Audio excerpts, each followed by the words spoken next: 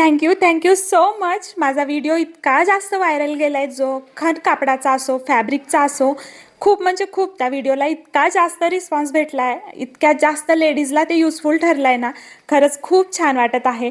आणि त्याखाली एवढे जास्त कॉमेंट्स आहेत, फॅब्रिक कुठून घ्यावं, तुम्ही कुठून घेतलं आहे, तुम्ही आम्हाला मागवून देसाल का, तुमच्याकडे आम्ही ऑर्डर देऊ का, तुम्ही देऊ शकता का, किंवा मग कुठून घेतले ते आम्हाला सांगा, त्याचा रेट काय. म्हणजे आता ते कॉमेंट्स तुम्ही विचारूच नका. आणि खूप जणांनी त्या खाली असेही कॉमेंट्स केलेत की थँक्यू ताई, खूप युजफुल व्हिडिओ होता आणि आम्ही पण नवीन सुरुवात करणार आहोत, आम्हालाही गाईड करा, असं तसं.